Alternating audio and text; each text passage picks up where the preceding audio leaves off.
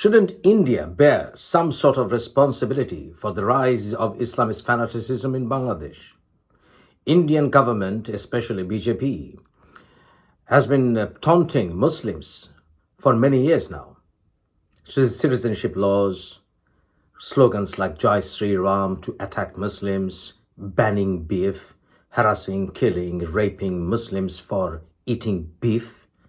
Shouldn't India take some sort of responsibility for taunting Muslims around the world? What about the RSS? RSS, VHP, Vishwa Hindu Parishad, and all their sister concerned organizations have been harassing, tormenting Muslims for decades.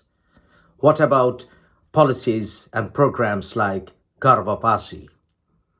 Weren't Muslims and Christians insulted by such activities?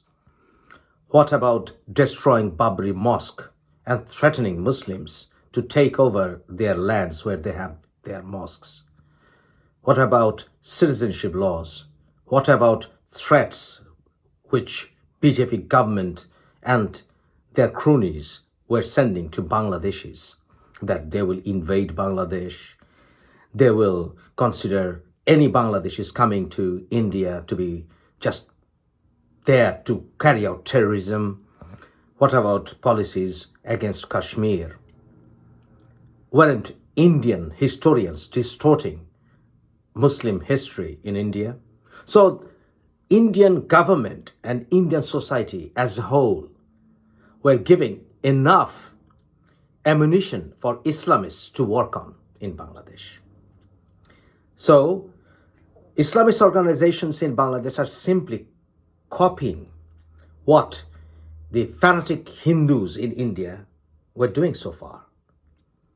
If any Muslim man married any Hindu woman, they spread rumors branding those marriages as love jihad. They even questioned what Saif Ali Khan would do to his wife. Would he convert her to Islam? So you are seeing the tit for tat in Bangladesh now, simple as that. Hindu Mahajot in Bangladesh, which is nothing but a B team of Vishwa Hindu Parishad in India, were holding programs where they were sending threats to Muslim youths for marrying Hindu women. We have seen online posts where Hindu fanatics would marry a Muslim girl and would intentionally make posts to harass Muslims or to taunt Muslims. So shouldn't you expect some sort of retaliation from fanatics in Bangladesh? Be honest about it.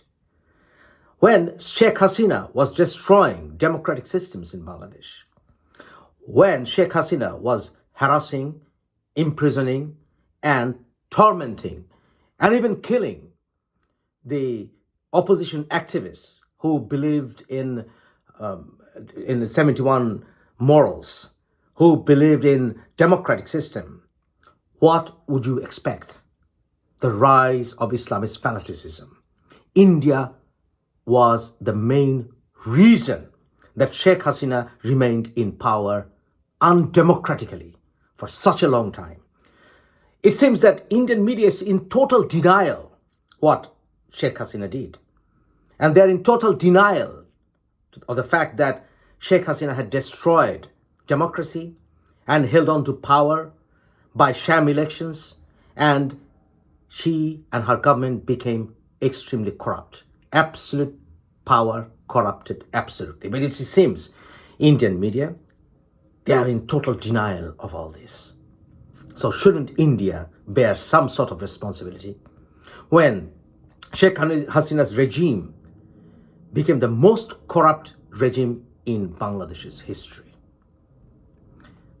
Indian government, for their selfish reasons, kept on supporting Sheikh Hasina instead of loving Bangladeshi people.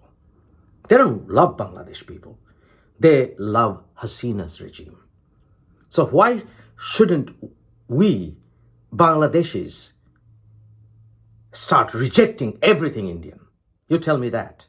So if India wants to have the right to criticize Bangladesh for their steps, they should clean their own backyard first. India is the worst country for Christians to live in, according to all major surveys, let alone Muslims. Muslims are victims of Hindu fanaticism on a daily basis in India. We know all too well about what happened to Muslims in Gujarat. We know all too well how Kashmir has become a cage, a human cage. So before India lectures Bangladesh about fanaticism, India should bear some responsibility for what they did to Bangladesh during Sheikh Hasina's regime and what they did to their own Muslims.